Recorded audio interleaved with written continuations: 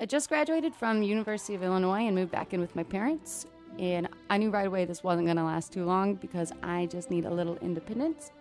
Chicago seemed like the perfect place to be, so I searched online for any job, and the first one I found was for a sales position for a green energy company. Green energy, it's renewable, natural energy from windmills and hydro plants, and from my understanding, I'd be going on house calls to transition customers from coal and fossil fuels to more renewable resources. I packed all of my belongings in my car and drove to Chicago. I was going to save the world. Well, this is the story of how I didn't.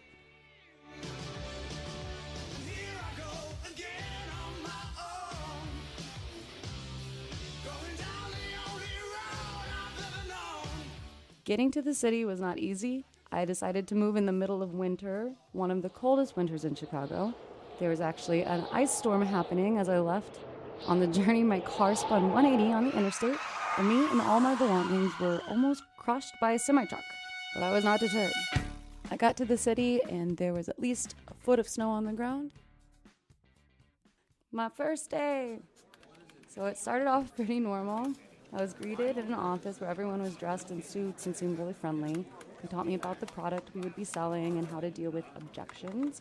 At this point, I wasn't sure why anyone would object to renewable energy, but that was about to change. So I went along with my trainer, driving to what I thought was a pre-known customer. But we got out of the vehicle, walked up to the door, and knocked. No answer. I didn't understand what was going on. I had never heard of door-to-door sales. I just knew I was freezing and hungry. Finally, at lunch, my trainer explained the possibilities of an office and owning your own company. He showed me luxurious houses and how our boss had bought his girlfriend nice jewelry.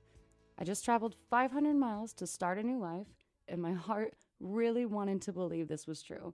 And after my first day, one of my coworkers asked if I wanted to get a drink with her, and I said yes, because I didn't really know anyone in the city. I offered her a ride, forgetting my life was in my car, and half my shit fell out when she opened the door. She was slightly impressed by this human she had encountered. We started talking, and I decided to stick with the job, or at least make it until the summer.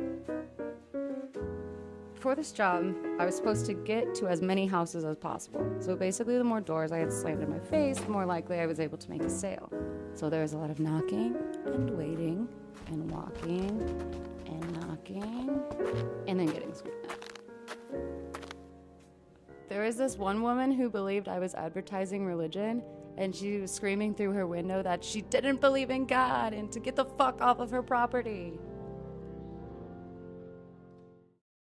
One of the scariest moments when I was working in the South Side, there was a chubby man in a stained wife beater. He opened his door and he told me that I should leave, or he was going to introduce me to Peaches.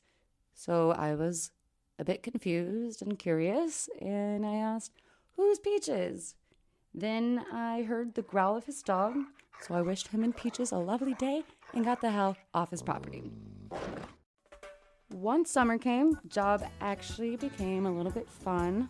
I had established friendships with my coworkers, and we would go to houses together, and someone invited us upstairs to chill. For some reason, this was against the company policy, but it definitely helped to close the deal. After working for this company for about 7 months, I found myself surrounded by less and less coworkers. They were quitting left and right. Winter was slowly approaching again, and I feared walking in the blizzard-like weather. I was already frustrated with my situation when I found out the energy we were selling was not from windmills or renewable resources. The electrical grid system Chicago uses makes it impossible to provide different suppliers to different houses on the street. They were lying, and they made me lie. So I quit, finally.